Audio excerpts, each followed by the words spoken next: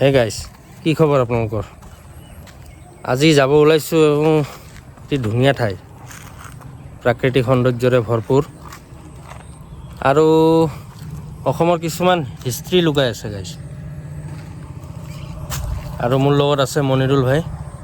আজি ক'ত যাবি ৰে ভাই? আজি অলপ চাহপাত বাগানৰ ফালে যাম। চাহপাত বাগান বলক। আছে কিছুমান হিষ্টৰী আছে, হিষ্টৰীখিনি আপোনালোকক কৈ আছোঁ। বলক এতিয়া আমি ভিডিঅ'টো আৰম্ভ কৰি দিওঁ। ধন্যবাদ।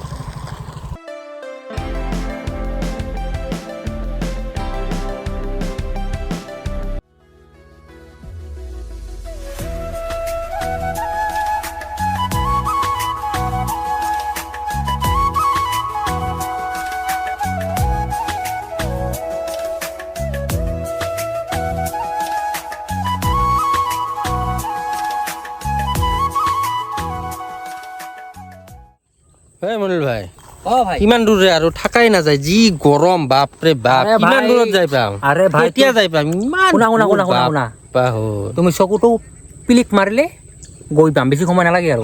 সঁচাই চকু প্লিক মাৰিলে গৈ পাম আৰামছে। আৰু যদি নাপাওঁ? আৰে পাবাৰে ভাই ব্ৰ, বলাচোন বলা, বেছি দূৰ নহয়তো, ওচৰতে কৈছো নহয়, চকুৰ পলক মাৰিলে পাইবা। কি অৱস্থা হৈছে গাইছ, আধা ৰাস্তাত তেল ভৰাব আহিছে, তেল নাই, স্কুটিত তেল শেষ। স্কুটিত তেল শেষ। কি হ'ল স্কুটিৰ? তেল শেষ হ'ল, আধা ৰাস্তাত তেল শেষ হ'ল, কি হ'ব? আজি ছেপ্টেম্বৰৰ 1 তাৰিখ, তথাপি গৰম কমিবৰ নামে লোৱা নাই। তে গতিকে এনেকৈ ঘূৰি ফুৰোঁ আৰু, ঘৰত বহি থাকিতো লাভ নাই, মনহে বেয়া লাগে। কেতিয়াবা ফুৰিব আহিলে মনটো একদম ফ্ৰেছ হৈ যায়। যে আপোনালোকে আগলৈকে থাকক, আমি আৰু বহুত বস্তু দেখাব লগা আছে আপোনালোকক। মাজুল ভাই, ভাই আপোনাক কৈছিলোঁ না মই চকুৰ পলকতে আহি পাম আমি। হয় দে, তই ঠিকে কৈছা, চকুৰ পিলিক মাৰাৰ লগে লগে আহি পালোঁ আমি। আৰে তোৰ কিবা ভৱিষ্যবাণী কৰা দেখোন। ভৱিষ্যবাণী কৰোঁ মই, তেতিয়া বলক। জ্যোতিষী আছিলি নেকি আগতে? জ্যোতিষী আছিলি নেকি? জ্যোতিষীটো নাছিলোঁ, কিন্তু জ্যোতিষী মানে এই সাধু বাবাৰ লগত মাছ উঠাব চলি আছিল। সাধু বাবাৰ লগত আছিলে, সেইকাৰণে চকুৰ পিলিকতে চাহ বাগান আহি পালোঁ, চকুৰ পিলিকতে ৰাস্তা যাই পাওঁ।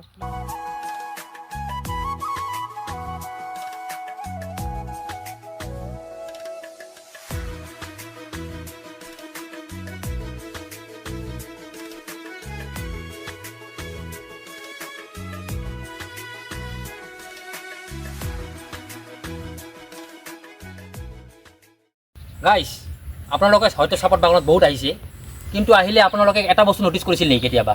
এই যে চাহপাত গছৰ যিবিলাক মানে গছডালৰ মেইন গুৰি চাইডে পিনে এনেকৈ চাব আপোনালোকে কিবা ড্ৰেইন দিয়ে থাকে।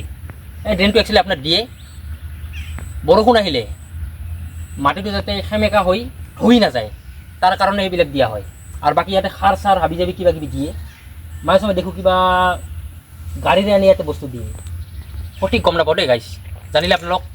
কি ৰে ভাই, ইয়াতে কিন্তু চাহপাত গছৰ ভিতৰত কিন্তু আৰু কিবা বেছি কিবা সাপ থাপো ওলাই নেকি? আৰু থাকিব, ওলাব পাৰে, মানে গৰমৰ দিন, বৰ্তমান নিজক চাহ লাগে, সাপৰ গৰম বেছি এনে শুনিছিলোঁ। সেইটোৱেতো, কি ধুনীয়া পৰিৱেশ গাইছ, চাওক চাৰিওফালে চাহপাতে চাহপাত, অসমৰ ইতিহাস গাইছ।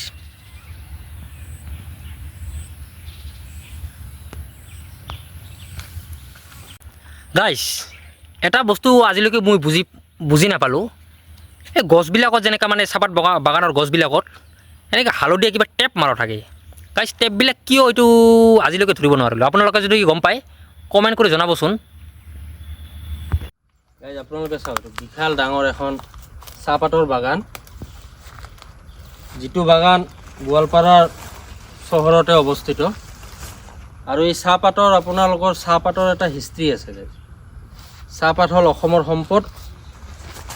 আৰু এই চাহপাতৰ বাগানৰ প্ৰথম যেতিয়া এষ্টাব্লিছ হৈছিল, প্ৰথম চাহপাত অসমত মনাবাৰী টি গাৰ্ডেন, য'ত বিশ্বনাথ চাৰিআলিত আছে, 1800 খ্ৰীষ্টাব্দত চাহপাতৰ বাগানখন 1800 খ্ৰীষ্টাব্দত এষ্টাব্লিছ কৰা হৈছিল, স্থাপিত কৰা হৈছিল, যিটো আপোনাৰ 1158 হেক্টৰ মাটিত গোটেই চাহপাত বাগানখন বিস্তৃত হৈ আছিল। এই গাইছ, চাইছেনে? মোনাবাৰী টি গাৰ্ডেন, যিটো মোনাবাৰী টি গাৰ্ডেনৰ কথা ক'লোঁ আপোনালোকক, 1800 খ্ৰীষ্টাব্দত স্থাপিত কৰা হৈছিল মনাবাৰী টি গাৰ্ডেন, যোনখন বিশ্বনাথ চাৰিআলিত আছে। আৰু এইখন হ'ল অসমৰ ভিতৰত সকলোতকৈ ডাঙৰ largest tea garden, Monabari tea garden, যোনখন বিশ্বনাথ চাৰিআলিত স্থাপিত কৰা হৈছিল। আৰু গাইজ এইখন হ'ল আপোনালোকে চাৰিওফালে দেখি আছে, এইখন এখন ধুনীয়া ডাঙৰ টি গাৰ্ডেন।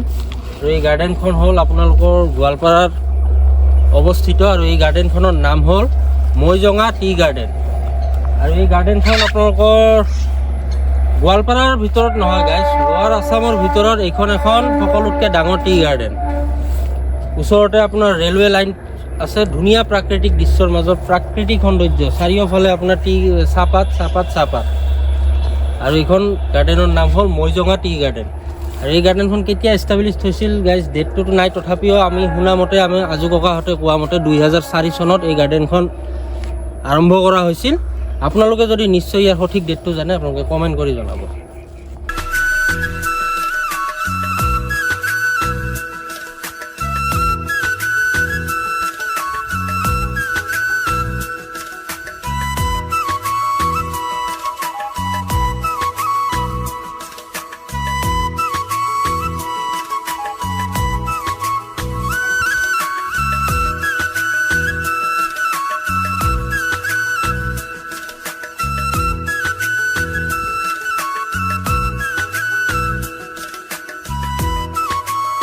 গাইছ,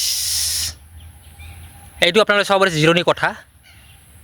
মানে গাইছ, ইয়াত বেছিকৈ গৰম পৰিলে গাইছ, আহি পেনাকি ইয়াত আড্ডা মাৰাটো মানে খুবেই ভাল নেকি গাইছ। खत्म bye bye tata good bye गया। আহিলোঁ, চালোঁ, আপোনালোকক কিছুমান হিষ্ট্ৰীৰ কথা জনালোঁ।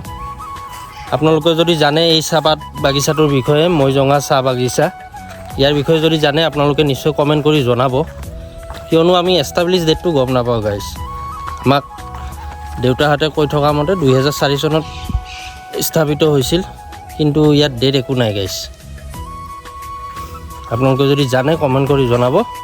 বাকী আমি যাওঁ, সন্ধিয়াও হ'ল, তাৰমানে ইয়াতে বেছি দেৰি থকা নাযায়। কিয় থকা নাযায়, সাপ থাপ থাকে ন গাইজ, পটকৈ সেই চাহ বাগিচাৰ মাজৰ পৰাই যদি আহি কিবা এটা কৰি দিয়ে আৰু পোৱাও নাযায়। চাহপাত মানে সাপ ইয়াতে ইমান ডাঙৰ ডাঙৰ এইবিলাক মূৰাবিলাক দেখিছে না গাইজ, ইয়াৰ ভিতৰতে আৰু ক'ত কি সোমাই থাকিব। সেইকাৰণে যাওঁ, সন্ধিয়া হৈছে, নিশ্চয় আপোনালোকক লগ পাম। আৰু এই আমাৰ ভাই আছে, ভাই লাহে লাহে আগবাঢ়ো নে কি? এই আলবিদা দিয়া সময় হৈ গ'ল, হা আলবিদা দিয়া সময় হৈ গ'ল, আলবিদা দিয়া সময় হৈ গ'ল। হ'ব আৰু আমি দেখালোঁ আৰু কিবা কিবি এইখিনি অলপমান। আমাৰ তৰফৰ পৰা যিমানখিনি আছিল আমি গোৱালপাৰীয়া ল'ৰা হিচাপে গোৱালপাৰাৰ গৌৰৱ, যিখিনি গোৱালপাৰাৰ গৌৰৱময় বস্তুখিনি আমি দেখালোঁ। আৰু আগন্তুক আপোনালোকৰ যদি মৰম আশীৰ্বাদ পাই থাকোঁ, আমি নিশ্চয় আৰু ধুনীয়া ধুনীয়া বস্তুবিলাক দেখুৱাই থাকিম গোৱালপাৰাত। আপোনালোকে লাইক কৰিব, কমেণ্ট কৰিব, শ্বেয়াৰ কৰিব, আৰু এনেকৈ ছাপোৰ্ট কৰি থাকক। লগ পাম আৰু নেক্সট ভিডিঅ'ত লগ পাম। আপোনালোকে ছাবস্ক্ৰাইব কৰি দিব গাইজ, লাইক কৰি দিব, আৰু ভিডিঅ' চাই থাকিব, মৰম দিব আৰু গাইজ। Bye bye, Tata. অ' ভাই, ক'ৰ পৰা আহিলি দে ভাই? ক'ত গৈছিলি ক'ত? তোক মই কোন তখনৰ পৰা বিচাৰি আছোঁ, কোন তেতিয়াৰ পৰা বিচাৰি আছোঁ, ক'ত গৈছিলি ক'ত? মানে গাইছ পেটটা কুৰকুৰ কৰি আছিল গাইছ। 2 নম্বৰ কুৰকুৰ কৰি আছিলি, ক'ত গৈছিলি? 2 নম্বৰটো বাঢ়ি দিলোঁ গাইছ। 2 নম্বৰ মাৰছা? চি তোৰ লাজ লগা নাই? চাহপাতৰ বাগান পাতেৰে ঘঁহি দিলোঁ গাইছ, তামাম খুজি আছে গাইছ। কি যে হ'ব? অ' ভাই, কি ভাবি আছা? ইমান চিন্তাত কিহৰ তোৰ? চিন্তা মানে ভাই, এনেকা যদি এখন মোৰ গাৰ্ডেন থাকিল হয়, মই 5টামান বিয়া পাতলোঁ হয় গাইছ। কিয় নাই, 5টামান বিয়া পাতলোঁ হয় মই। গাৰ্ডেন থাকিলে 5টা বিয়া পাতিবি, আৰু এনে মই ভাবা নাই। ভাবা নাই না, গাৰ্ডেন থাকিলে 5টা বিয়া পাতিব লাগে নেকি? 5টা বিয়া পাতিম, 5 জেগাত 5 জনক পুহিব পাৰিবা আৰামছে। 5টা জিলাত 5টাক ছেট কৰি দিম, হয় নেকি? ভাগ্যত নাই, উপায় নাই। টকা পইচাৰ আকাল নাই, এনেকৈ ডাঙৰ গাৰ্ডেন হ'লে টকা পইচাৰ আকাল নাই। গাৰ্ডেন হ'লেতো আপি মোৰ পিছত এনে দৌৰিব, হয় নেকি? মই 33টা জিলাৰ 32টা, মই 34টা 32টা ছোৱালী মই আনিব পাৰিম। মোৰ ঘৰত কইনা কৰি, মোৰ মাৰ বোৱাৰী কৰি, অঁ কি জানো থাকিব মোৰ? কি ৰজা? মণিৰুল ৰজা নেকি? অলপ ভাবো অলপ।